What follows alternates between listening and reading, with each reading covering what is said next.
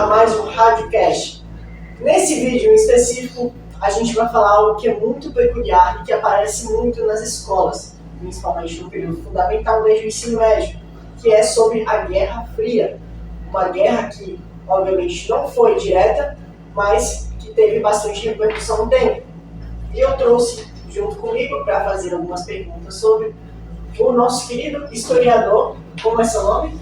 André Luiz, formado pela Universidade de Frutos Forte. Ah, sim, muito prazer.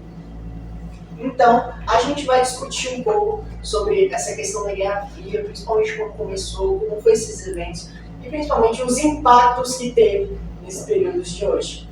Então, para a gente começar aqui, André, vamos abordar um pouco sobre como começou. Você poderia me dizer como começou essa guerra? E sim, como teve as origens, o que aconteceu nos períodos passados que foram influências dos períodos da Guerra Fria?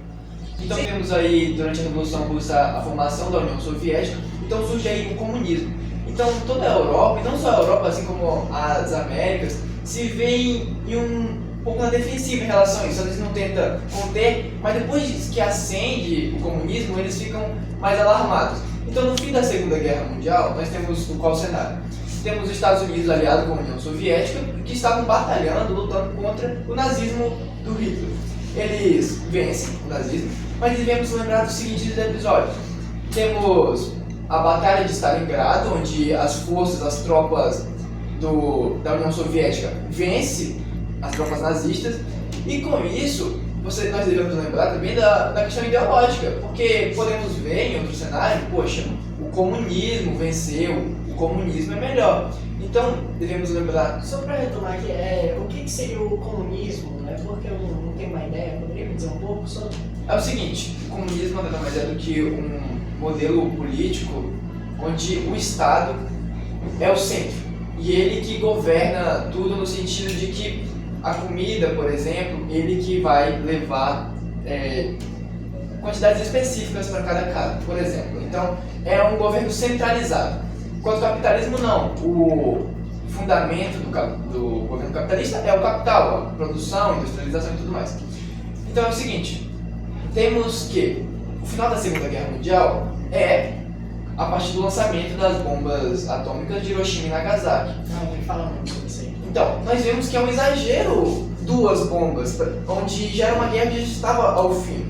Então temos que prestar atenção na questão ideológica, que era o quê? Os Estados Unidos queria impor o seu poder. Ele queria mostrar que ele não estava atrás da União Soviética. Então ele mostra sua capacidade bélica. E assim nós temos um cenário onde inicia-se a Guerra Fria. A batalha, o combate ideológico entre o capitalismo, os Estados Unidos, contra a União Soviética. E só explicando o conceito de Guerra Fria, é porque não teve um combate bélico, de fato. Não foi uma guerra no sentido literal, onde as tropas soviéticas iam contra as tropas estadunidenses. Isso é uma guerra fria. No caso, foi só em questões armadas, tipo, em questão de potência, de quem tinha mais armas, quem tinha usufruía de mais economia, ou vinha de outros... Não. Além dessa questão bélica e armamentista e também econômica, de qual modelo econômico de Estado é melhor, se é o capitalismo ou o comunismo, tinha também as questões científicas. Quem possuía o maior aparato científico. Tanto é que começa aí a corrida espacial. Temos a NASA, por exemplo, que está se preparando e montando toda uma pesquisa para sair da Terra e pousar na Lua, que ocorre no final. Mas não só isso, eles lançam satélites na órbita terrestre, e é por isso que conseguimos fazer essa transmissão, por causa que temos satélites orbitando o planeta Terra, e é possível captar sinal disso e tudo mais. Então, teve ganhos interessantes a partir disso. Se eu não me engano, eu vi algo muito diferente, que eles também faziam questão de uma competição entre ideologias, em questão de estética, muitas das vezes, urbanização, questão de cinemas, quem tinha a melhor produção, etc. Isso de fato é verdade? Antes de responder propriamente a pergunta, devemos compreender a construção do Muro de Berlim. É o seguinte, lembramos que Berlim ali era na Alemanha, obviamente, e no fim da Segunda Guerra Mundial, a Alemanha foi dividida em duas, entre Estados Unidos, sobretudo entre Estados Unidos e União Soviética. Então, dividiu-se em duas, tivemos o lado oriental, que era socialista, e a ocidental, que era capitalista. Então, na ocidental tínhamos os Estados Unidos, Japão, as potências mundiais capitalistas, e do outro lado nós tínhamos a União Soviética e as potências mundiais comunistas e socialistas. É muito importante entender isso para entender sobre a propaganda, porque tínhamos literalmente ali, materialmente, geograficamente, a disputa ideológica. Então, o lado oriental fazia propaganda e defendia a ideologia socialista, e a capitalista fazia a mesma coisa com o capitalismo. Só que quem fazia isso era o Estado. Então, não necessariamente a população, a plebe mesmo, do lado comunista, socialista, era a favor do socialismo. A mesma coisa do capitalismo. E sobre o Muro de Berlim, a construção dele, ele foi construído da noite para o dia. Então, houveram famílias, amigos que perderam sua conexão, mesmo geográfica, da noite para o dia. Passaram mais de 30 anos sem ver seu parente próximo. Então, temos que ver essa questão social. Mas sim, teve uma guerra ideológica nessa questão da divisão da Alemanha e a construção do muro. Sério mesmo que o Muro de Berlim foi criado de noite por dia, assim? Tipo... Exatamente. Foi uma produção em massa do muro, que ele era bem extenso, cortava literalmente toda a Alemanha. E ele foi construído da noite para o dia. Então, as pessoas não esperavam que aquilo fosse acontecer. E, do nada, tinha um muro ali. Posteriormente, vamos falar sobre a queda dele. Mas foi um episódio até meio dramático para a sociedade da época. Nem as pessoas esperavam, nem eu esperava também. Então, já que a gente tem uma base sólida sobre a Guerra Fria, como foi a origem e o que aconteceu na época, os objetivos de cada nação, de cada ideologia, vamos entender um pouco sobre a questão da propaganda e da economia, que vai ser apresentado pelo nosso querido Gabriel Lucas, que vai falar um pouco sobre a economia, e o Cauã da Costa, onde ele vai falar um pouco sobre a propaganda. Logo, ele, que é um profissional de marketing, sabe muito dessa área. Bem, de início, pode nos contar um pouco sobre a questão da propaganda? Como era a propaganda naquele tempo? Como foi usada por cada nação, vamos dizer, ideologia, para usufruir o seu poder político? Poderíamos dizer um pouco? Então, analisando a forma de uso das diferentes ideologias da época, que no caso eram o capitalismo e o socialismo, tínhamos como maior representante do capitalismo, por exemplo, os Estados Unidos, onde ele utilizava a propaganda, principalmente ali nos cinemas de Hollywood, que já tinham uma grande influência na época. Eles utilizavam para tentar vender aquele sonho americano, onde as pessoas podiam viver felizes com as suas famílias, aquele enorme poder de compra e etc.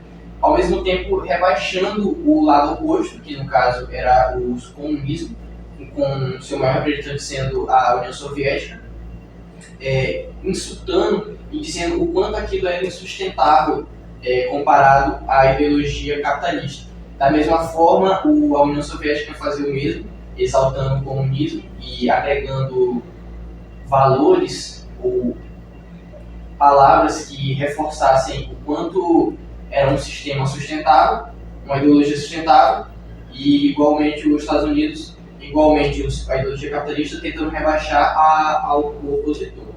Ah, sim, perfeito. Agora eu entendi um pouco a base. Então, já que deu para entender essa parte, vamos agora para a parte da economia, que aí o nosso querido Gabriel Lucas vai falar um pouco sobre essa área. Bom, primeiro que era assim, um plano econômico de unificação com os outros países vizinhos. Também tem a questão desses acordos, tanto o liberalismo que favorecia a questão do dinheiro e tal, mas, e também como o liberalismo, o Estado não podia intervir muito nas questões de economia, então ele deixou a coisa igual. E também tem a questão da OTAN, seriam os acordos do Atlântico Norte, no caso que seria uma cooperação, no caso que eles, se um deles fosse atacado, os outros ajudariam a apaziguar a apaziguar a guerra. Bem, a gente deu para entender aqui a base da propaganda, da economia, vemos que tinha uma disputa ali muito forte perante essas duas potências. Mas, antes de finalizar, a gente ainda tem dois entrevistadores, a qual um vai ser a testemunha que será tratado agora. Depois que a gente viu uma base sólida sobre a questão da propaganda e a economia, agora a gente vai entrar um pouco sobre questões de mais uma disputa de potências, que é bastante conhecida sobre a corrida espacial. E aqui eu tenho um ex-agente da NASA que trabalhou lá. Ele vai nos falar um pouco sobre esse período, sobre o que ele fazia no tempo, qual era a situação naquele período.